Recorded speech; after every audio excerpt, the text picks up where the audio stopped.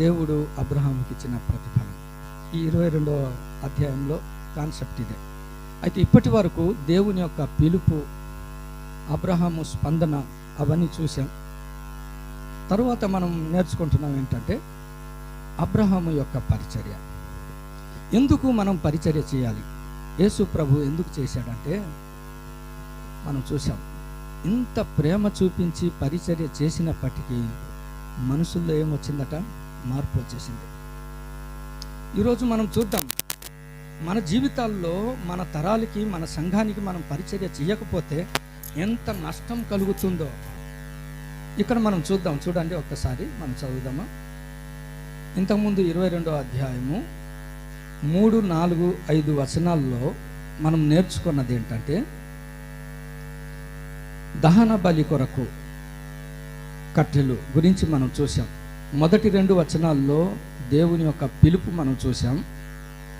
ఈ 3, 4, 5 వచనాల్లో అబ్రహాము యొక్క ప్రణాళిక, తన పరిచర్య మనం చూసాం. దేవుని బిడ్డలారా, ఇక్కడ మనం చూసాం, గత వారం మనం చూసింది ఏంటంటే అబ్రహాము యొక్క పరిచర్య లేకపోతే పని, దహన బలి కొరకై ఆయన ఏ రీతిగా సమకూర్చడము, పనిముట్లు సమకూర్చడం, అంత మాత్రమే కాదు, తన విశ్వాసం అంతకంతకు ఏ రీతిగా అభివృద్ధి చెందిందో మనం చూసాం. ఈరోజు మనం చూద్దాం 6, 7 వచనాలు, 8 వచనాల్లో మీరు జస్ట్ మీ మనస్సు అలా పెట్టుకోండి. అక్కడ మీరు చూస్తే కంటిన్యూ 3 వచనాలు ధ్యానం చేద్దాం అనుకున్నాను, కానీ ఒక్క వచనం నన్ను ఆకర్షించింది. 6వ వచనంలో చూస్తే దహన బలికి కట్టెలు తీసుకొని తన కుమారుడగు ఇస్సాకు మీద పెట్టాడు. మీరు ఆలోచించండి, అబ్రహాము ఇంట్లో శ్రేష్టమైన పనివారు 318 మంది ఉన్నారు. దేవుని ఆరాధించడానికి అందులో నమ్మకమైన 2 యవనస్తుల్ని తీసుకొచ్చారు. బలిపీఠం కొరకు దహన బలి కట్టెల్ని ఎవరి మీద పెడుతున్నాడు ఇప్పుడు? తన కుమారుడి మీద. అవసరమా? మనమైతే ఒకవేళ పిల్లోడు పట్టినా నువ్వు ఉంచురా, నువ్వు పన్నోడు పట్టుకుంటాడు. దహన బలి కొరకు తనకు ప్రణాళిక ఉంది, వాటి కొరకు తన యొక్క పని మనం చూస్తున్నాం. అయితే ఆ ముందు వచనాల్లో చూస్తే అక్కడ అబ్రహాం ఎలా చేశాడట? కట్టెలు తన చేతులతో ఆయన చీల్చినట్టు. అంటే ఒక ఆరాధన కొరకు మీరు అక్కడ మీరు చూస్తే ఒక్కసారి మీరు ఈ 22వ అధ్యాయంలో మీ మనసులో పెట్టుకోండి. 1, 2 వచనాల్లో దేవుని యొక్క పిలుపు, ఆయన స్పందన చూసాం. 3, 4 వచనాల్లో అబ్రహాము యొక్క ప్రయాస మనం చూస్తాం. ప్రయాస ఎందుకు? తెల్లవారినప్పుడు 3వ నాడు, అంటే ఆరాధన అనేది చాలా ప్రయాసతో కూడినది. ఏదో కరిస్మాటిక్గా వెళ్ళి వచ్చేది కాదు. దేవుని పిలుపులో దేవుని దొరికినప్పుడు మన యొక్క ప్రయాస, అబ్రహాము యొక్క ప్రయాస. 5వ వచనంలో చూస్తే అబ్రహాము యొక్క ప్రణాళిక అన్ని పాలే. తమ్ముడు కూడా అక్కడ అదే చెప్పారు. ఇక్కడ మనం చూస్తే 6, 7, 8 వచనాల్లో 6వ వచనంలో చూస్తే పరిచర్య విషయంలో తన కుమారుడు పరిచర్య చేయాలని ఆశపడుతున్నాడు. ఎందుకో మనం ఆలోచన చేద్దాం. 7వ వచనంలో మీరు చూస్తే తన కుమారునికి, 6వ వచనంలో తన కుమారుని యొక్క పరిచర్య గురించి ప్రయత్నం చేస్తున్నాడు. 7వ వచనంలో మీరు చూస్తే తన కుమారుని యొక్క తన కుమారుని యొక్క విశ్వాసము గురించి. విశ్వాసం అని ఎందుకు అంటున్నాను? అతను అంటున్నాడు, నానా, ఆ మాట నేను చాలాసేపు ఆలోచించాను. ఏమంటాడు తెలుసా? 7వ అధ్యాయంలో 7వ వచనములో నా తండ్రి అని అబ్రహాముతో తన కుమారుడు పిలిచాడు. ఇస్సాకు తన తండ్రి అయిన అబ్రహాముతో నా తండ్రి అని పిలిచాడు. ఈరోజు ఈ దినాల్లో కుటుంబాల్లో ఈ రిలేషన్, ఈ పిలుపు ఉంటే బాగుంటుంది. ఇట్రా అటెళ్ళు చెప్పు. పిల్లలకి తల్లిదండ్రులకి ఎలా ఉంటున్నారట వింటున్నారా? మనం చూస్తున్నాం. వస్తాను, వెళ్తున్నాను. అబ్రహాము 100 ఏండ్లు దాటినవాడు తన కుమారుడు తన తండ్రిని పిలిచే విధానం. మా పెద్ద అన్న ఇప్పుడు ఒకడు ఉండేవాడు, మా అమ్మని ముసిలిదయ్య అనేవాడు. ఆ ముసిలోడు అంటే అందులో మా అన్న బాప్తిస్మం ఇచ్చి యోహాన్ లాంటి మా దేవకుమార్ అన్న. నా తల్లికి నువ్వు ముసిలిదయ్య అంటావురా, నీకు అన్నయ్య అన్న పిల్లలు అన్న ఉండని కొద్దిగా జాలిపడని ఇతనికి తెలియదు, ఇతనికి అని నేను మధ్యవాడు సాస్యమీరా అనేవాడు. మనుషుల యొక్క కానీ ఇస్సాకు మనం నేర్పించేది మన కుటుంబంలో తండ్రి అంటే ఏమి నా కుమారుడు. బా, వాట్ ఎ బ్యూటిఫుల్ రిలేషన్. దేవుడు అన్నాడు, సురేంద్రపాల్ నీ కుటుంబంలో తరతరములు ఇలాంటి సంబోధనలు, ఇలాంటి వాయిస్ నీ కుటుంబంలో వస్తే, నీ సంఘములో వస్తే నేను ఎంత ఆనందిస్తానన్నాడు. నాకు గొప్ప ఆనందం అనిపించింది. ప్రభువా, నా కుటుంబంలో నా తరంలో ఇలాగే ఉండాలి ప్రభు. తర్వాత అంత మాత్రమే కాదు, అతను ఏమంటాడంటే, ఇదిగో నిప్పు ఉంది, కట్టెలు ఉన్నాయి, దహనబరి గొర్రెలు లేదంటే దేవుడే చూసుకుంటాడు.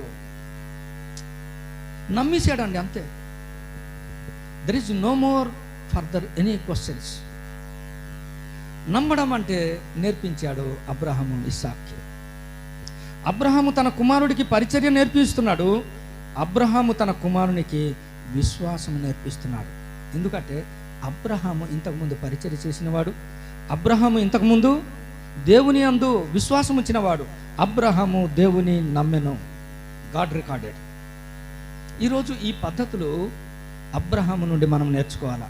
అంత మాత్రమే కాదు, 9వ వచనంలో ఏం నేర్పిస్తున్నాడు?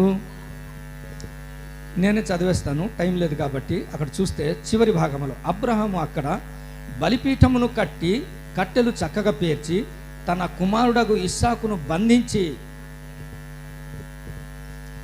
ఇస్సాకు యొక్క విధేయత.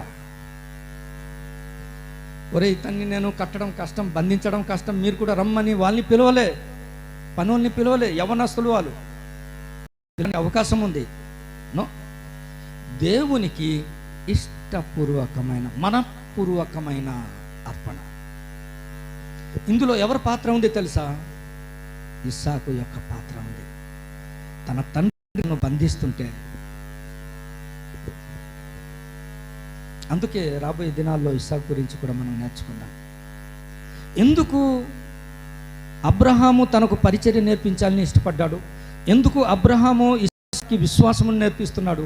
ఎందుకు అబ్రహాము ఇస్సాకుకి విధేయత కలిగిన జీవితం నేర్పిస్తున్నాడు అంటే, నేర్పించకపోతే ఇదిగో ఈ దినం హోసన్న హోసన్న జయం అనేవాడు రేపటి దినాన మారిపోయి సిలువ వేయండి అన్నాడు.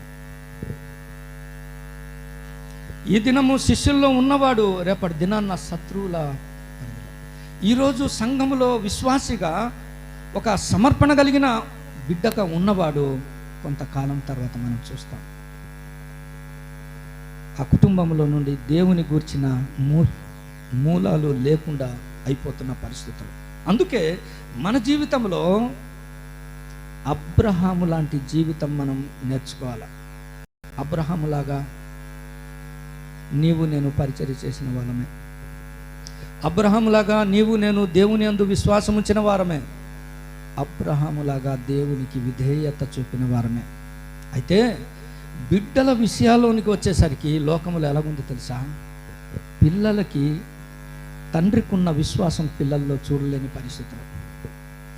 ఒకానొక స్థితిలో తల్లిదండ్రులు ఎంత సమర్పణ, ఎంత భారము, దేవుని పరిచర్యలో రగిలిపోతున్న కుటుంబాలు మీరు ఓవరాల్గా లోకంలో చూడండి. ఈ దినం ఆ కుటుంబంలో ఒకరిని టచ్ చేస్తే, దేవుడా నాకు టైం లేదు, దేవుడా తర్వాత చూద్దాం అన్న మాటలు వినాల్సి వస్తుంది. బైబిల్లో కూడా దేవుడు అలాంటి జనాంగాల్ని రాశారు. అయితే అబ్రహాము యొక్క మూలాలు ఇప్పటికీ ఇశ్రాయేలులో ఉంది. ఎందుకు తెలుసా? ఆయన తన కుమారునికి పరిచర్య నేర్పించారు. దేవునికి అతనికి ఎంతమంది పనులు ఉన్నా దేవుని పరిచర్య అనేసరికి, నేను మా మైకేల్కి అన్నాను, నువ్వు ఎన్ని కష్టపడి నువ్వు అక్కడి నుండి ఇక్కడికి రా, కేవలము పరిచర్య కొరకు. కృప పొందాము కాబట్టి ఖచ్చితంగా పరిచర్య ఏదో ఒకటి. మన బిడ్డలకి పనులు మనం అప్పగించాలి. ఎందుకు తెలుసా? ఎందుకు అబ్రహాము అలా చేశానంటే, ఒక వచనం చదువుతారా? చూడండి, ఆదికాండం 18వ అధ్యాయం 18-19 వచనాలు. ఆదికాండం 18వ అధ్యాయము. అబ్రహాము నిశ్చయముగా గొప్ప బలము గల జనమగును. అందరు వినండి దేవుని బిడ్డలారా, అతని మూలముగా భూమిలోని సమస్త జనులు ఆశీర్వదింపబడును. ఎట్లనగా అని ఒక పదం వాడాడు పరిశుద్ధాత్మ దేవుడు. ఎలాగనగా చెప్పండి.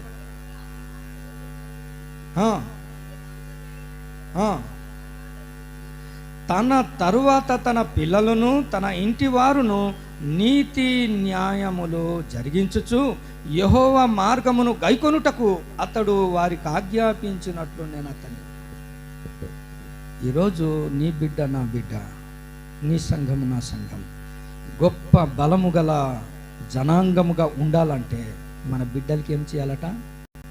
నా ముద్దే, నా బిడ్డే, నువ్వు బైబిల్ చదవకపోయినా పర్లేదు, నువ్వు ప్రార్థన చేయకపోయినా పర్లేదు అని ఈ గారాభం నేర్పించిన భక్తులు ఉన్నారు. ఈ గారాభం నేర్పించిన భక్తులు ఉన్నారు. మీరు చూడండి, ఓవరాల్గా చూడండి. మొట్టమొదట దేవుని కొరకు, నీతి కొరకు ఆకలి అండి. నీతి కొరకు దప్పిగా కలిగిన దైవజనుల్ని మనం చూసాం.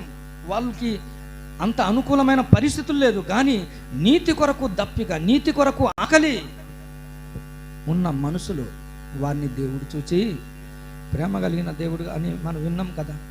వారి యొక్క నీతి కొరకు వారి ప్రేమ, వారి యొక్క దప్పికను చూచి దేవుడు వారిని ఆశీర్వదించినప్పుడు వారి కుటుంబాలు ఆశీర్వదింపబడి, ఇప్పుడు వారి కుటుంబాలని చూడండి, వాళ్ళ తరంలో ఒకసారి అడగండి, నామకార్థ క్రైస్తవులు. వై?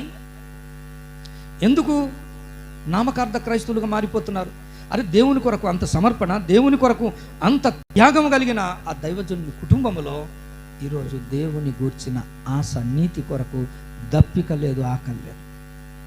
ఎందుకు తెలుసా? తన బిడ్డలకు తాను చేసిన పరిచర్య పాసాన్ చేయలేదు, తనకున్న విశ్వాసాన్ని పాసాన్ చేయలేదు, తనకున్న విధేయతను పాసాన్ చేయలేదు. అబ్రహాము మనకు నేర్పిస్తున్న పాఠం ఏంటి తెలుసా? ఆయన పరిచర్య చేశాడు. ఆ పరిచర్య తన కుమారుడు కూడా, అంతమంది పని వాళ్ళు ఉన్నా నా దేవుని కొరకు నా కొడుకు కట్టెలు మోయాలి, దహన బలి కొరకు కట్టెలు మోయుట. ఎంతమంది ఉన్నా నా కుమారుడు మోయాలి. యేసు ప్రభు గురించి యెషయా గ్రంథకర్త ఒక మాట అంటాడు, 9వ అధ్యాయం 6వ వచనం, మనందరికీ తెలిసిన మాట. యెషయా గ్రంథము 9వ అధ్యాయం 6వ వచనములో ఏమని ఉందంటే, ఏలయనగా మనకు శిశువు పుట్టెను, మనకు కుమారుడు అనుగ్రహింపబడెను. దూతలు లేరా భారం మోయడానికి? హేమాహేమీలు ఉన్నారు. ఒక దూత వచ్చి 1,45,000 మందిని 1,85,000 మందిని ఒక్క రాత్రి హతం చేయగలిగే కెపాసిటీ కలిగిన దేవదూత ఉన్న శిశువు పుట్టాడు. శిశువు మీద ఏముందట? దేవుని ప్రణాళికలో, దేవుని గ్రంథంలో దేవుని యొక్క పద్ధతులు ఎలాగున్నాయంటే, దేవుని బిడ్డలు భారం మోసేవాళ్ళుగా ఉండాలి.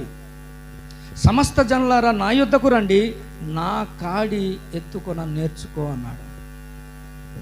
విలాపవాక్యములు 3వ అధ్యాయంలో ఏమని ఉందంటే, నరుడు నా కాడి మోయుట నరునికి మేలు, నా కాడి మోయుట నరునికి మేలు, వాని మీద మోపినవాడు యెహోవాయే. దేవుని బిడ్డలారా, ఈ దినం మన జీవితంలో మన కుటుంబము, మన బిడ్డలు, మన సంఘము బహు బలము గల జనాంగముగా మారాలంటే మనం ఎలాగుండాలి తెలుసా? చూసేవారంగా ఉండడానికి వీల్లేదు. లేఖనంలో వ్రాయబడింది, పందెము రంగంలో మన కొరకు ఉంచబడిన పందెములో పరిగెత్తే వాళ్ళమండి మనము, చూసేవారం కాదు. నీ చొరవ ఉండాలి. మనకు అబ్రహాము నేర్పిస్తున్న పాఠం ఏంటంటే, పరిచర్యలో దేవుని యొక్క సేవలో మన అంటూ ఒక చొరవ ఉండాలి. అందుకే నువ్వు ప్రార్థన అయినా చేయాలా, వాక్యమైనా చదవాలా, పాట అయినా పాడాలి. జస్ట్ అలా వాచ్ చేసి వెళ్ళిపోయి బహుమానం తన ప్రజలకి ఇస్తానన్నాడు. బహుమానం చూసేవారక, ఆట ఆడేవారక, ఆట చూసేవారక, కొట్రా 6 కొట్రా అనుకున్నా. చూసేవాడికి ఏమైనా ఉంటుందా బహుమానం? దేవుని బిడ్డలారా, దేవుని ప్రజలు చూసేవారు కాదు. పరుగు పందెములో పరిగెత్తే వాళ్ళు పార్టిసిపెంట్, వాళ్ళు ఆడియన్స్ కాదు. భలే ఉంది అని చెప్పే గుంపులో మనం ఉండడానికి వీల్లేదు. మనము వధువు సంఘములో ఒక వధువుగా ఉండవలసిన వాళ్ళం. ఆ పెండ్లి విందుకు పిలువబడిన గెస్టులుగా మనం ఉంటే వారి యొక్క పరిస్థితులు వేరు, వధువు యొక్క స్థానం వేరు, ఆ పెండ్లికి పిలువబడిన బంధువుల యొక్క స్థానము వేరు. మన జీవితాల్లో మనం నేర్చుకోవాల్సింది చొరవ తీసుకునే క్రైస్తవులు. ఎందుకు తెలుసా? నువ్వు తీసుకోకపోతే నీ జనాంగము చాలా బలహీనమైనదిగా మారిపోతుంది. పని చేసేవారు బలంగా ఉంటారు. ఇక్కడ వ్రాయబడింది, దేవుని బిడ్డలారా, ఎంతమంది ఉన్నప్పటికీ తన కుమారునికి పరిచర్య చేయిస్తున్నారు. ఈరోజు నీ బిడ్డల్ని నువ్వు పరిచర్య చేసిన దేవుని బిడ్డే, నో డౌట్. నేను అప్పుడప్పుడు జస్ట్ అలా చూస్తూ ఉంటాను. కొంతమంది జస్ట్ కూర్చొని అలా చూస్తూ ఉంటారు. క్లీన్ చేసిన వాళ్ళు క్లీన్ చేస్తూ ఉంటారు. కొంతమంది అలా టైం పాస్ చేస్తూ ఉంటారు. దానివల్ల ఏం ప్రయోజనం లేదు. With my experience I'm telling. మేమైతే యబ్బోకు సంఘం అని గుంటకల్ రాజ మీటింగ్స్ అయితే మా డిప్లొమా స్టూడెంట్స్ వెళ్ళి హండ మొత్తం మేమే కడిగేసేవాళ్ళం అంతే. వాళ్ళందరూ చూసి ఈ డిప్లొమా స్టూడెంట్స్ వీళ్ళు వచ్చి ఈ హండలు గిండలు అని కడుగుతున్నారని ఆ సంఘస్థులు చూసి మెచ్చుకుంటుంటే ఇంకా కింద మీద పెయింట్లు పైకి ఎత్తి సర్ది ఇచ్చేసి కొంతమందికి ఆ ఉద్రేకం వస్తా కదా, చూస్తుంటే ఇంకా మనకు దేవుడు చూస్తున్నాడండి. రహస్యమందు చూచుని దేవుడు, ఆ మాట నాకు ఎంత ఇష్టం తెలుసా? రహస్యమందు చూచుని దేవుడు నీకు వాడు. సురేంద్రపాల్ చూస్తే నీకు ఇవ్వచ్చు ఇవ్వకపోవచ్చు ప్రతిఫలం. దేవుడు ఎలా చూస్తుంటాడట? రహస్యంగా. మనం ఏంటట? వేరే వాళ్ళు రహస్యం కాకుండా చూస్తూ ఉంటే పని చేయడం మనకి ఇష్టం. కానీ మన ప్రభు ఎలాంటి వాడు తెలుసా? నువ్వు పని చేస్తుంటే రహస్యంగా చూచి పరలోకమందున్న నీ తండ్రి 3 సార్లు చెప్పాడు, రహస్యమందు చూచు నీ తండ్రి నీకు ప్రతిఫలం, రహస్యమందు చూచు నీ తండ్రి నీకు ప్రతిఫలం, రహస్యమందు చూచు నీ తండ్రి నీకు ప్రతిఫలం ఇస్తాడు. పనులు చేస్తే బలమైన జనాంగంగా మారిపోతాం. ఇక్కడ మనం చూస్తాం దేవుని బిడ్డలారా, కొంతమంది జీవితాల్లో ప్రారంభంలో వారి పరిచర్య, వారి యొక్క భక్తి జీవితం చాలా అద్భుతంగా ఉంటుంది. అబ్రహాము యొక్క పద్ధతులు పాటించనందున వారి కుటుంబంలో మీరు చూస్తే తర్వాత రాను చాలా దయనీయంగా ఉంటారు. ఇక్కడ మీరు చూస్తే తన కుమారునికి పరిచర్య నేర్పిస్తున్నాడు. రెండోది చూడండి, 7వ వచనం. తన కుమారునికి దహన బలికి ఏమేమి వస్తువులు కావాలో ఇస్సాక్కి ముందే నేర్పించినవాడు. వాక్యం చదువుతుంటే నాకు ఎంత ఆనందం తెలుసా? దేవుడు నాతో అన్నాడు. అందుకే వాక్యం బోధించే మన జీవితాల్లో నేర్చుకుంటున్నారు చాలామంది. ఒక పద్ధతి మనం నేర్చుకుంటే చాలా బాగుంటుంది అందరికీ. దేవుడు నాతో ఏం మాట్లాడాడో, ఇది నాతో మాట్లాడాడు అని నేను చెప్పగలిగి అక్కడి నుండి నేను ప్రారంభించాను అనుకో, దేవుడు నీతో కూడా మాట్లాడతాడు. దేవుడు నాతో మాట్లాడకుండా నీతో మాట్లాడు. It is biblical method. నేను అందుకే చదివిన వాక్యం నాతో మాట్లాడు ప్రభువా, నాతో మాట్లాడు ప్రభువా. దేవుడు మాట్లాడాడు. ఏమని? అబ్రహాముకి ఇంతమంది ఉన్నప్పటికీ తన కొడుకు యొక్క పనిలో చొరవ నీ కుటుంబంలో, నీ సంఘంలో ఉన్నది. బయటోడు వచ్చి సంఘంలో ఒక పని చేయడం, దట్ ఈస్ డిఫరెంట్ మ్యాటర్. నీకు సామర్థ్యం లేదు, దేవుడు సహాయం చేస్తాడు. బట్ ఒక దేవుని బిడ్డగా దేవుని కొరకు సమర్పణతో భక్తితో బ్రతుకుతున్న నీ జీవితంలో నీ చొరవ నీ సంఘంలో ఉండాలి. ఏం తెలుసా? ఆ చొరవ, నా బిడ్డ నా దేవునికి బలి అర్పించాలి, వాటి కొరకు ఈయన ప్రయాసపడాలి. 3 దినముల ప్రయాణం ప్రయాస కదా. తెల్లవారి లేచి దేవుని కొరకు ప్రణాళిక చేయడం, ప్లాన్ చేయడం, పరిచర్య కొరకు ఎంత ప్రయాస కదా. ఆ ప్రయాస తన కుమారుడికి నేర్పిస్తున్నాడు. ఇక్కడ చూస్తే ప్రారంభమైందో లేదో ఇస్సాక్కి ఆలోచన వచ్చింది. ఏమొచ్చిందట? నిప్పు ఉంది, కట్టెలు ఉన్నాయి. ఈ దినాల్లో చాలామంది దేవుని సోకాల్ దైవభక్తి కలిగిన కుటుంబాల్లో దేవుని గూర్చిన జ్ఞానం వారికి లేదు. మీరు చూడండి, మీరు ఓవరాల్గా మన కుటుంబాలే చూడండి, లేకపోతే మన పూర్వీకుల కుటుంబాలు చూడండి. వారి యొక్క పరిచర్య, వారి యొక్క సమర్పణ ఎంత పవర్ఫుల్గా ఉండేది. ఈ దినాల్లో చూస్తే దేవుని పట్ల అనాసక్తి. కయ్యూను దేవుని దయ వలన పుట్టినవాడు. కయ్యూను యొక్క ఇది చూడండి ఒక్కసారి, ఆదికాండం 4వ అధ్యాయం. కయ్యూను గురించి పరిశుద్ధాత్మ దేవుడు వ్రాయించాడు. ఏమని అంటే 2వ వచనము 3వ వచనంలో మనం చూస్తే ప్రతి వచనము చదివినప్పుడు ఎంత ఆశ్చర్యం అనిపించింది తెలుసా మీకు? మరి ఎలాగ అనిపిస్తూ ఉంటుందో. 2వ వచనములు చూసినప్పుడు నేను చదువుతున్నాను, సురేంద్రపాల్, కయ్యూని యొక్క ప్రొఫెషన్ నాకు తెలుసు, హేబేలు యొక్క ప్రొఫెషన్, నాకు వృత్తి నాకు తెలుసు, నీ వృత్తి కూడా నాకు తెలుసు అన్నాడు దేవుడు. చాలామంది బిజీ అనేసి దేవుని పని మానేస్తాం.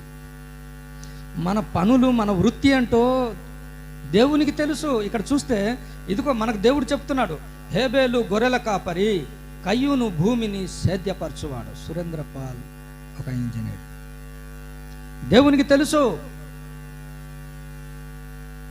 మన జీవితంలో కయ్యూను మనకు నేర్పించే పాఠం. ఆయన లేజీ ఫెలో కాదు, కష్టపడి పని చేసేవాడు.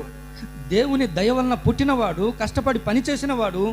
తన తమ్ముడికి మాదిరి చూపించాడు. ఏం తెలుసా? ఆ వచనం ఎంత చక్కగా రాశాడు తెలుసా? ప్రతి మాటలో దేవుని వాక్యంలో ఆనందించండి. అక్కడ వ్రాయబడింది, ఏమని వ్రాయబడిందంటే కొంతకాలము అన్నాడు. అంటే ఆ కాలం అంతా ఏమైపోయిందట? వృధాగా పోయింది. కయ్యూను హేబేలు యొక్క జీవితంలో కొంతకాలము వేస్ట్ అయిపోయింది.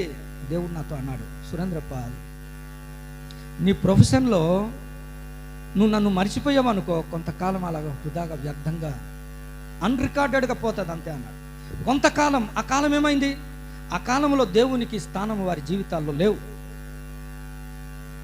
మన జీవితాల్లో మనం జాగ్రత్త పడాలి. మన జీవితాల్లో, మన ప్రొఫెషన్లో, మన బిజీ షెడ్యూల్లో మనం వెళ్ళిపోతూ దేవునికి మన సమయంలో, మన జీవితాల్లో స్థానం లేకపోతే, ప్రసంగి గ్రంథము ఒక మాట వ్రాయబడి ఉంటుంది చూడండి. ప్రసంగి గ్రంథము 7వ అధ్యాయము ఒక మంచి మాట పరిశుద్ధాత్మ దేవుడు రాయించాడు. 7వ అధ్యాయము 15వ వచనం. నా వ్యర్థ సంచారముల, అమ్మ మార్చకండి, నేను మొదటే తెలుగు ఇటు కాక అటు కాకున్నాను, మీరు అటు తడివిడి చేశారనుకో కదా. నా ఈ మహాజ్ఞానికి ఏం తగిలేసిందట? వ్యర్థ సంచారం. మహాజ్ఞాని అయిన సల్మాను, జ్ఞాని అయిన వాడు సమయాన్ని సిద్ధపరచడాన్ని లేఖనం సెలవిస్తుంది. ఇలాంటి వారి జీవితంలో నా వ్యర్థ సంచారము దేవుడు రాశాడు. సొలొమోను జీవితంలో తన సమయం వ్యర్థంగా తిరిగేశాడు అంతే. కొంతమంది చూడండి, వ్యర్థంగా వాళ్ళ సమయం అలాగా, దెర్ ఇస్ నో రికార్డ్. నీ నా జీవితంలో వ్యర్థ సంచారం ఉండడానికి వీల్లేదు. కొంతకాలమైన తర్వాత ఆ కాలంలో దేవుని గురించిన నమూనాలు లేవు. అయితే దేవుని బిడ్డలారా నేర్చుకుందాం. అక్కడ ఒక మంచి మాట పరిశుద్ధాత్మ దేవుడు రాశాడు. ఏమన్నాడంటే, కయ్యూను పొలం పంటలో కొంత యెహోవాకు అర్పణగా తెచ్చాను, హేబేలు కూడా కయ్యూను తీసుకొచ్చాడు, కయ్యూనికి ఫాలో అయ్యాడు తమ్ముడు. అంతవరకు బాగుంది. తర్వాత జీవితంలో అర్పణ తీసుకెళ్ళడానికి వెళ్తున్నాడు. ఎలా అర్పణ చేయాలో దేవుని గూర్చిన జ్ఞానము కయ్యూనికి లేదు. కయ్యూని గురించి దేవుని లేఖనంలో వ్రాయబడింది. ఇంత సుగుణాలు ఉన్నాయి. అరే, కష్టపడి వ్యవసాయం చేసినోడు, పంట పండించాడంటే ఎంత స్కిల్ ఉండాలి. అతనికి తన తమ్ముడు కూడా ఫాలో అయ్యాడంటే ఎంత ఫాలోయింగ్ ఇచ్చుంటాడు తన తమ్ముడికి. ఇంత నైపుణ్యత కలిగిన వాడు దేవుని గూర్చిన జ్ఞానం లేదు. బైబిల్ అతని గురించి వ్రాయబడింది, అతను దుష్టుని సంబంధి. అతని మార్గము, కయ్యూను మార్గము చాలా ప్రమాదకరమైంది. ఒక విశ్వాసి కయ్యూను మార్గంలో నడవద్దని చెప్పేశాడు యూదా పత్రికలో. దుష్టుని సంబంధి. దేవుని బిడ్డలారా, మనం నేర్చుకుందాం. దేవుని బిడ్డ కదా, ప్రారంభంలో తన జీవితం దేవునితో అనుబంధం ఉంది కదా. ఈ దినం చూస్తుంటే దేవుని పద్ధతి అతనికి లేదు, తనకు నచ్చిన పద్ధతి వెళ్తుంది. దానివల్ల నష్టం జరిగింది. కాబట్టి దేవుని బిడ్డలారా, నేర్చుకున్నాం మన జీవితాల్లో. అబ్రహాము తన కుమారునికి పరిచర్య, ఎలాంటి పరిచర్య నేర్పిస్తున్నారు తెలుసా? దేవుడు అంగీకరించే పరిచర్య. ఈ వాక్యం చదువుతున్నాను, దేవుడు నాతో మాట్లాడడం ప్రారంభించాడు. నేను ఎందుకు ఇస్సాకును నేను అడిగాను బలిగా? ఎందుకు? అందులో ఒక మాట రాశాడు, నీవు ప్రేమించు. దేవుడు నాతో మాట్లాడాడు. అబ్రహాము ఇస్సాకును ప్రేమించడం కాదురా, ఇస్సాకును నేను ప్రేమించడం అబ్రహాముకి తెలియాలనేసి నేను అడిగాను అన్నాడు దేవుడు. నిజంగానే ప్రభువును కరెక్ట్ చెప్పావు ప్రభు అనుకున్నాను.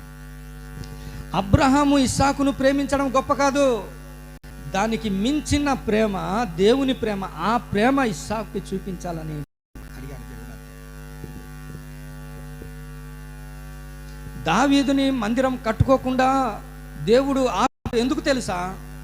దావీదు మందిరం కట్టాడు అని దేవుడు రాయించడం దేవునికి ఇష్టం లేదు. మందిరము కట్టువాని యొక్క తండ్రి అంటే ఎలాగుంటుంది? నేను అది కోరుకుంటున్నాను. సొలొమోను మందిరం కట్టాడు, మందిరము కట్టిన సొలొమోను తండ్రి దావీదు అని వినడం దేవునికి ఇష్టం. పరమ యెరూషలేము మందిరము యేసు ప్రభు కడితే ఆ యేసు ప్రభుకి తండ్రి అని వినడం నాకు ఇష్టం నాన్న. అది దేవుని యొక్క స్టాండర్డ్.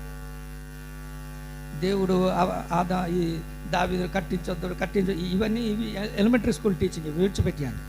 కానీ నా జీవితంలో దేవుని యొక్క ప్రేమ, తమ్ముడు చెప్పాడు కదా, ఆ ప్రేమ ఎంత అగాపే ప్రేమ అంటే, మందిరము కట్టించాడు అని చెప్పడం కన్నా మందిరము కట్టించిన వాని తండ్రి, ఇహలోకంలో సొలొమోను తండ్రి, పరమున యేసుక్రీస్తు యొక్క తండ్రి. అది దేవుడు దావీదు కుమారుడా యేసు అని వ్రాయించాడు దేవుడు.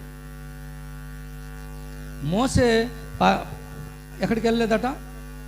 కనానుకి వెళ్ళలేదు. కనాను ఇది ఎలిమెంటరీ స్కూల్ టీచింగ్. ఇది దానికి మించిన టీచింగ్ అంటే, మోసే కనానుకి ప్రవేశించడం కన్నా మోసే మహిమ కలిగిన దేహముతో పరమ కనానులో ప్రవేశించడం దేవునికి ఇష్టం. Do you know the standard of God? దేవుని వాక్యం చదువుతూ ఉంటే దేవుని ప్రేమ అర్థమవుతాం. దేవుని ప్రేమ గురించి దేవుని వాక్యంలో మనకు దొరుకుతుంది. దేవుని బిడ్డలారా, లోకంలో దొరకదు దేవుని ప్రేమ. దేవుని వాక్యం చదువుతూ ఉంటే దేవుని యొక్క ప్రేమ మనకు దొరుకుతుంది. అందుకే మన జీవితంలో నేర్చుకోవాలా. కయ్యూను తన జీవితంలో దేవుని పద్ధతులు తెలియకుండానే బ్రతికేశాడు. ఆదాము అవ్వలు వాళ్ళు నెగ్లెక్ట్ చేశారు, వాళ్ళతో కలిసి వెళ్ళడం మానేశారు, నష్టం జరిగిపోయింది. మా మామగారు ఉజ్జా గురించి కూడా చెప్పారు. ఉజ్జా చూడండి, ఒకసారి చదవండి, ఒకసారి మొదటి దినవృత్తాంతంలో గ్రంథం. మన బిడ్డలకి మనం పరిచర్య నేర్పించాలి. మన బిడ్డలకి నీతి న్యాయములు, దేవుని నీతి న్యాయములు నేర్పించాలి. ఎందుకంటే బహు బలము గల జనాంగముగా మారాలంటే నువ్వు నేర్చుకోకపోతే నువ్వు దేవుని బిడ్డవే, కానీ నీ బిడ్డలకి నీ ఆత్మీయ తీవ్రత నేర్పించకపోతే నష్టం అవుతాడు. అక్కడ కాలు జారగా అతను చేయి అంటే మందసం పడిపోతుందన్న దృష్టి అతనికి ఉంది. తను టచ్ చేశాడు, ఆయన చనిపోయాడు. ఇక్కడ పరిశుద్ధాత్మ దేవుడు ఇక్కడ రాయించాడు. ఇక్కడ ఏమని రాయించాడు? అతడు చేసిన తప్పును బట్టి. ఏం తప్పు చేశాడు? ఉజ్జా ఏం తప్పు చేశాడు? మనకు కనిపించదు. ఈరోజు మనం నేర్చుకోవాలి. దేవుని కార్యక్రమాలు దేవునివి, పద్ధతులు మానవుల పద్ధతులు ఉండడానికి వీలేదు. ఈనాడు చూడండి, చాలా కార్యక్రమాలు జరుగుతున్నాయి లోకంలో. దేవుని పేరట చాలా కార్యక్రమాలు జరుగుతున్నాయి. పద్ధతులు అక్కడ పాస్టర్ ఉన్నాడు, ఇక్కడ పంతులు ఉన్నాడు, అంతే. There is no difference. లోకముకి మందిరాల్లో దేవుని బిడ్డల్లో తేడా ఏంటంటే అక్కడ పంతులు ఉన్నాడు, ఇక్కడ పాస్టర్ ఉన్నాడు, అంతే, అంతకుమించి ఏం లేదు. కార్యక్రమాలు దేవునివి, పద్ధతులు మానవునివి. అక్కడ వ్రాయబడింది, ఉజ్జా యొక్క తండ్రి పేరు అబీనాదాబు. సమయం లేదు కాబట్టి నేను చెప్పేస్తున్నాను, మీరు జస్ట్ రిఫరెన్స్ రాసుకోండి. మొదటి సమూయేలు గ్రంథంలో 7వ అధ్యాయము, ఒకసారి తీసేస్తారా? మొదటి సమూయేలు గ్రంథం 7వ అధ్యాయం 2వ వచనం. 20 సంవత్సరాలు. నేను ఇక్కడ ఉజ్జా గురించి ఎందుకు చెప్తున్నానంటే, దేవుని బిడ్డలారా గమనించండి, చాలా జాగ్రత్త వినండి. మందసం టచ్ చేశాడు, చనిపోయాడు. అంటే ఏంటి, మందసం అంత పవర్ఫుల్లా? మందసం గురించి వ్రాయబడింది, దాని యొక్క ఆశీర్వాదం గురించి వ్రాయబడింది. ఒక్కసారి చదువుతారా? మందసం యొక్క ఆశీర్వాదం ఎంత ఆశీర్వాదం అంటే 2వ సమూయేలు గ్రంథం 6వ అధ్యాయము 11, 12 వచనాలు. ఎన్ని నెలలు అండి? 3 నెలలు ఉంటే, మందసం 3 నెలలు ఉంచారు. అక్కడ పరిశుద్ధాత్మ దేవుడు ఒక మాట రాయించాడు, మీ మనసులో అది గుర్తుపెట్టుకోండి. ఒబేదోము అని రాయించలేదు, దానికి ముందు ఏమని వ్రాయించాడు తెలుసా? గిత్తీయుడ. ఆ పాయింట్ మీద పట్టుకోవాలి. దేవుని చిత్తం అయితే అతని గురించిన వివరణ నెక్స్ట్ నేను ఇస్తాను. గిత్తీయుడైన ఒబేదెదోము, ఇతని ఇంటిలో 3 నెలలు ఉన్నాయి. దేవుడు అతనిని, తన ఇంటి వారిని, తనకు కలిగినదంతటిని ఆశీర్వదించాడు. మందసం యొక్క విశిష్టత నీకు తెలుసా? మందసం అంటే దేవుడు, మందసం అంటే దేవుని సన్నిధి. దేవుని సన్నిధి నీ ఇంట్లో ఉంటే, నీ జీవితంలో ఉంటే ఎంత ఆశీర్వాదం తెలుసా? అయితే 3 నెలల్లో గిత్తీయుడైన ఒబేదెదోము ఇంతగా దీవించబడితే, ఇప్పుడు చదవండి మొదటి సమూయేలు గ్రంథం 7వ అధ్యాయం 2వ వచనం. మొదటి సమూయేలు గ్రంథం, మందసము కిర్యత్యారీములో బెత్షెమెషులో. యాక్చువల్గా ఈ మందసం ఎలాగొచ్చిందంటే, సర్దారులు ఫిలిస్తీన్లు పట్టుకొని వెళ్ళిపోతారు ఏలీ కాలంలో. తీసుకెళ్ళిపోతే వాళ్ళేమో దాగోను గుడిలో దాన్ని ఉంచితే, వారికి దేవుడు మొత్తడం, వాళ్ళు భయపడి దేవుణ్ణి ఎలాగ ఆరాధించాలో మనకు తెలియట్లేదు, అందుకే దేవుని మహిమపరచడానికి ఏదో ఒకటి చేయాలనేసి వాళ్ళు కొత్త బండి. ఎంత ట్రిక్ తెలుసా? అక్కడ ఒక మాట రాస్తాడు, అన్యుల తాలూకా దేవుని గౌరవించే విధానంలో ఎంత దుర్మార్గపు ఆలోచనలు వాళ్ళకు ఉంటాయో మీరు చూడండి. ఇంకా దేవుడు లేడు, ఎట్లేదు, మనకి ఏదో దురదృష్టవశాత్తు వచ్చిందని చెప్పేద్దామని చెప్పి, ఈ టెక్నిక్ చూడండి, దుర్మార్గులు. పాడి ఆవుని తీసుకొచ్చి పిల్లల్నేమో ఇంట్లో పెట్టి, ఇప్పుడు ఆ పాడి ఆవుల్ని కొత్త బండి కట్టి, ఇప్పుడు దేవుడు ఉన్నాడో లేదో చూద్దాం అనేసి పంపించండి. బెత్షెమెషు సరిహద్దు దాటితే దేవుడు ఉన్నాడు, లేకపోతే లేదు అని చెప్పండి. పాడి ఆవులు వెళ్తాయా?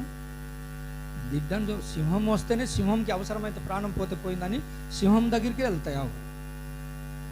దేవుని బిడ్డలారా, ఈరోజు పాడి ఆవుల గురించి ఇంతకుముందు నేను చెప్పాను, నీవు నేనే. పిల్లలు ఇంటికాడ ఉంటుండగా పాడి ఆవులు బండి మోస్తున్నాయి. మామూలుగానే వెళ్ళమంటే వెళ్ళదు, ఇప్పుడు బండి వేసి బండి మీద ఏముందట? మందసం ఉంది. ఇప్పుడు దేవుని యొక్క మహిమ వాటి మీద పరీక్షలో నిలబడింది. అడుగులు వేస్తావా? ఉండు బెదరు నా బిడ్డ అంటావా? అడుగులు వేస్తావా? ఉండు బెదరు నా బిడ్డ ఉన్నాడని అంటామా? ఆవులు గెలిచేసేయండి. అరుచుచ్చు వెళ్ళిపోయిందని వ్రాయబడింది. ఇంకా బిడ్డల తాలూకు సౌండ్ మాకు వినపడకూడదు, ఎందుకంటే ఎక్కడైనా లాగేస్తుందేటో. బిడ్డ ఏడుస్తే అమ్మో, తల్లి ఎక్కడున్నా సరే పరిగెట్టి వెళ్ళిపోద్ది బిడ్డ ఏడుస్తే. అరుచుచ్చు కేకలు వేస్తూ బెత్షెమెషు దాటిపోయి, దేవుని మహిమ ఉంది చూడండి రాని సర్దారులకి సవాలు విసిరింది పాడి ఆవులు.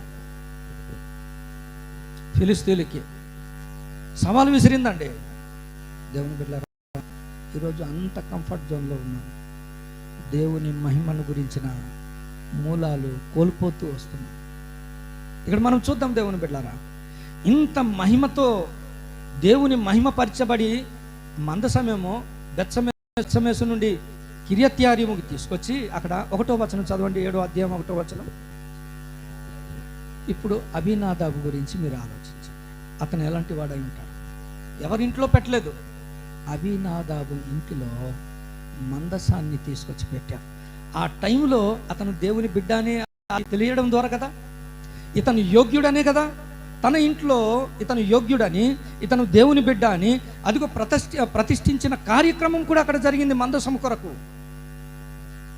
కానీ తనకు 3 కుమారులు, ఎలియాజరు, ఉజ్జా, అహ్యోను.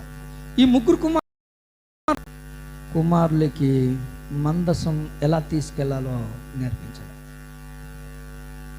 ఫిలిస్తీన్లు బండి, వీళ్ళు బండి. ఫిలిస్తీన్లు కొత్త బండి, వాళ్ళు పాడే ఆవులు, వీళ్ళు ఎడ్లు.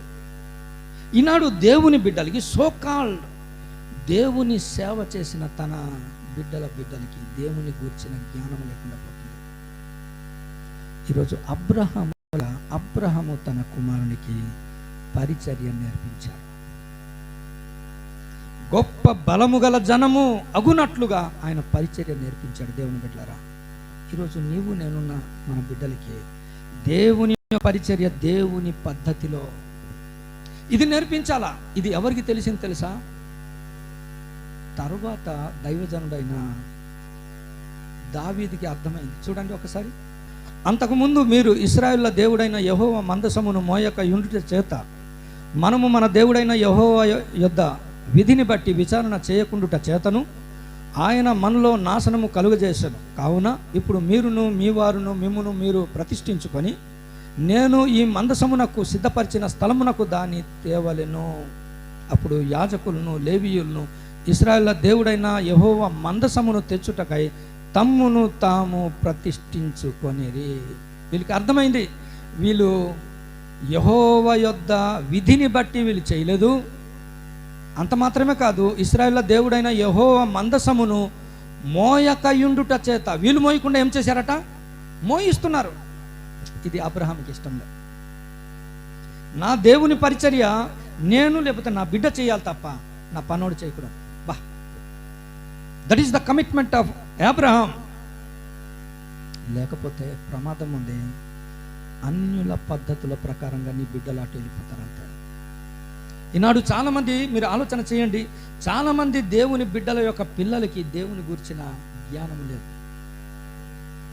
నీ జీవితంలో, నా జీవితంలో మనం నేర్చుకోవాల్సింది ఏంటంటే, బహు బలము గల జనాంగముగా మన కుటుంబం మారాలంటే పరిచర్య చేయడం మన బిడ్డలకి నేర్పించాలి.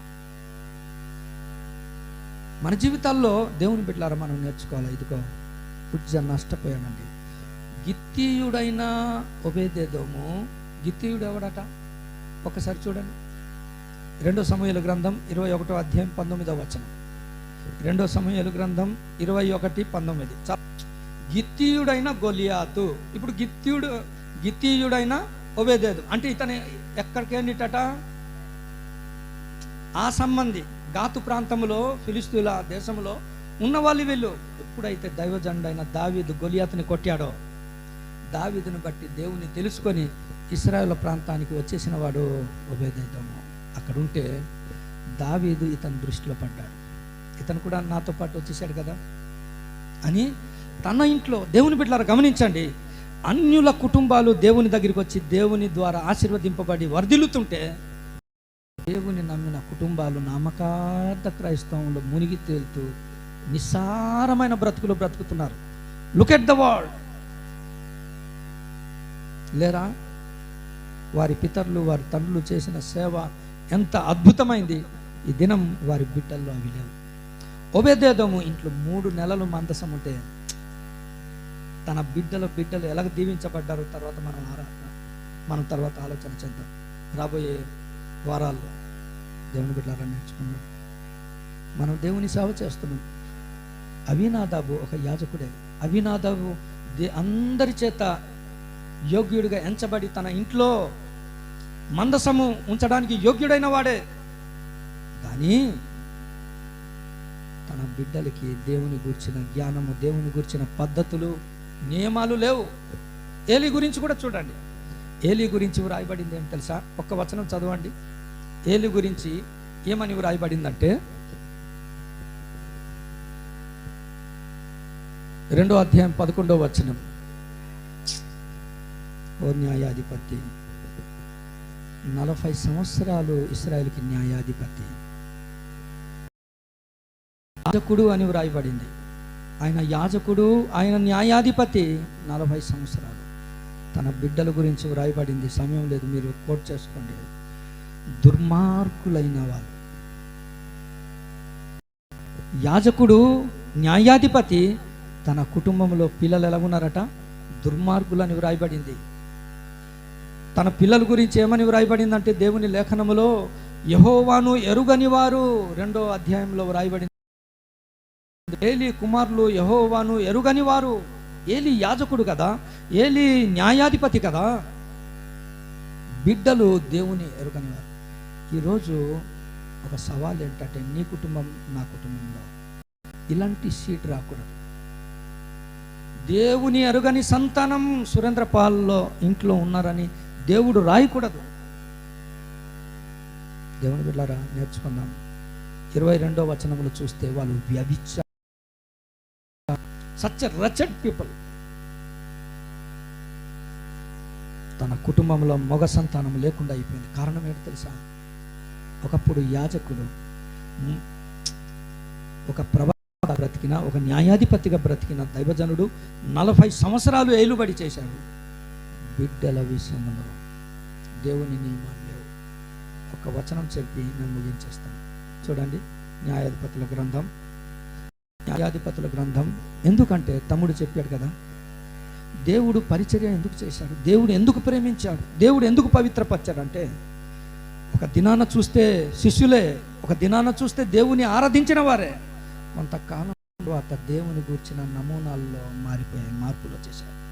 కుటుంబాలు మీరు బైబిల్లో చూస్తే చాలామంది కుటుంబాలు మొదట దేవుని కొరకు మండిన కుటుంబాలు తర్వాత తరాల్లో దేవుని ఎరుగని వారుగా అయిపోయారు. ఒక తీర్మానం, ప్రభువా, నా తర్వాత ఉన్న జనరేషన్ నిన్ను ఎరుగని జనరేషన్ అవ్వడానికి వీల్లేదు. చూడండి, న్యాయాధిపతుల గ్రంథం 2వ అధ్యాయం 10వ వచనం. ఇక్కడ ఏమని వ్రాయబడిందంటే, ఆ తరము వారందరూ తమ పితరుల యొద్దకు చేర్చబడి వారి తర్వాత యెహోవా నైనను ఆయన ఇశ్రాయేళ్ల కొరకు చేసిన కార్యములనైనను ఎరుగని ఒక తరం పుట్టేసింది. సురేంద్రపాల్, నీ కుటుంబంలో ఇది ఉండడానికి వీలేదన్నాడు దేవుడు. ఎరుగని తరము నీ కుటుంబంలో పుడితే, ఈనాడు చాలామంది దేవుని బిడ్డలకి వారి ఇంట్లో దేవుని ఎరుగని తరం. అక్కడ ఏమని వ్రాయబడింది తెలుసా? యెహోవానైనను ఆయన చేసిన కార్యములనైనను. వీళ్ళు పితరులు ఎలాంటి వాళ్ళు తెలుసా? అబ్రహాం కాలం నాటివారు కారు, యాకోబు కాలం నాటివారు కారు. వీళ్ళ పితరుల గురించి వ్రాయబడింది నిర్గమకాండం 13:18లో యుద్ధ సన్నద్ధులై ఐగుప్తు నుండి బయటకు వచ్చారు. ఎర్ర సముద్రమును దేవుడు 2 పాయలుగా చేసినప్పుడు ఆరిన నేల మీద నడిచారు. 40 సంవత్సరాలు ఆకాశపు దేవదూతల మన్నను భుజించారు. బండ నుండి నీళ్లు తాగారు. కావలసినంత మాంసం, పగలు మేఘస్తంభం, రాత్రి అగ్నిస్తంభం. ఇలాంటి అనుభవాలు దేవకుమార్ అన్న చెప్పారు కదా, 1 కొరింథీ పత్రిక 10వ అధ్యాయం 1 నుండి 3 వచనాలు. అద్భుతమైన అద్భుతాలు, అనుభవాలు. అయితే వారి సంతానం ఏ తరం వచ్చిందట? దేవుని బిడ్డలారా, ఆలోచన చేయండి. ఈరోజు నువ్వు నమ్మకార్థ క్రైస్తవుడిగా ఉండిపోతే, నువ్వు దేవుని కొరకు రోషం కలిగి జీవించకపోతే, దేవుని కొరకు నువ్వు చొరవ తీసుకోకపోతే, నేను ఖచ్చితంగా చెప్తున్నాను, నెక్స్ట్ తరం దేవుని ఎరుగని తరం నీ ఇంట్లోనే తయారవుతారు. యెహోవానైనను ఆయన వారి కొరకు చేసిన ఆయన కార్యాలు ఎలాంటివి తెలుసా?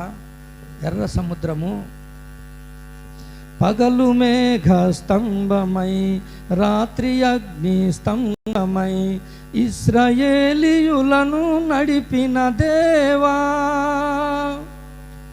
నీదు కృపతో నన్ను నడుపుము దేవా. నేను రాసుకున్న పాట, నా ప్రభువా, నీ కృపతో నన్ను కూడా నడిపించు ప్రభు. దేవుని బిడ్డలారా, దేవుని ఎరుగని నమూనాలు మన ఇళ్లలో ఉన్నాయేమో, సంఘములో ఉన్నాయేమో. అబ్రహాము తన కుమారుడికి పరిచర్య నేర్పించను. ఆయన మీరు తర్వాత చూస్తే ఇస్సాకు బలిపీఠాలని కట్టాడు. అబ్రహాము బలిపీఠం కట్టాడు, ఇస్సాకు కూడా బలిపీఠం. ఒక వచనమే చాలు, టైం లేదు. తర్వాత విశ్వాసం, ఏం విశ్వాసం నేర్పించాడో తర్వాత మనం చూద్దాం. అబ్రహాములాగా చొరవ తీసుకోకపోతే, ఎంతమంది తన కుటుంబంలో ఉన్నప్పటికీ దేవుని సేవ విషయంలో, పరిచర్య విషయంలో తన హస్తం ఉంది, తన కుమారుని హస్తం ఉంది. ఇదిగో మనకు శిశువు పుట్టాడు. ఆయన శిశువే కానీ అందుకే ఆయన ఆలోచనకర్త. భుజముల మీద భారము, రాజ్య భారం ఉండాలంటే ఆలోచన, దేవుని ఆలోచన నీకు ఉండాలి, దేవుని సమాధానం నీకు ఉండాలా. ఆయన నిత్యుడకు తండ్రి అయితే ఆయన కుమారుడుగా నువ్వు ఉండగలిగితే ఆ భారం నువ్వు మోయగలవు. దేవుని బిడ్డలారా, 3 నెలలు మందసం తన ఇంట్లో ఉండేసరికి ఓబేదేదోము, గిత్తీయుడు గాతు ప్రాంతం అంది, ఫిలిస్తీయుడు, గొలియాతుకు సంబంధించిన సర్దారుల సంబంధి 3 నెలలు ఇశ్రాయేలు సమాజంలో పాలెంలో ఉన్నాడు, బయట వెలుపట ఉన్నాడు. 3 నెలలు మందసం ఉండేసరికి దీవించబడ్డాడు. దేవుని బిడ్డలారా, చాలామంది క్రైస్తవులు వస్తూ వెళ్తున్నారు, నిస్సారమైన బ్రతుకులు బ్రతికిస్తున్నారు. ఈరోజు మనం నేర్చుకుందాం. అబ్రహాము తన కుమారుడికి పరిచర్య నేర్పించాడు. అబ్రహాము ప్రేమించిన ప్రేమకు మించిన ప్రేమతో దేవుడు ఇస్సాకును ప్రేమిస్తే అతని గురించి ఒక వచనం రాయబడింది. కరువు ప్రాంతంలో ఆయన విత్తనం వేసి, ఇస్సాకు ఆ దేశమందున్న వాడై విత్తనం వేసి ఆ సంవత్సరం ఏ సంవత్సరం? అది కరువు ఉన్న సంవత్సరం. ఆ ముందుకు రాయబడింది, 100 ఫలము పొందండి. ఎంత ఈరోజు ఇక్కడ పరిచర్య నేర్చుకున్నాడు. ఒక దినం వచ్చింది, తండ్రి లేడు, దేవుడు ఉన్నాడు, 100 ఆశీర్వాదం. ఈరోజు నా కుటుంబం, మనం ఉండొచ్చు లేకపోవచ్చు, మన బిడ్డలు 100 ఆశీర్వాదం పొందినట్లుగా దేవుని పరిచర్య చేద్దాం. అట్టి కృప దేవుడు మనకు దయచేయునుగాక.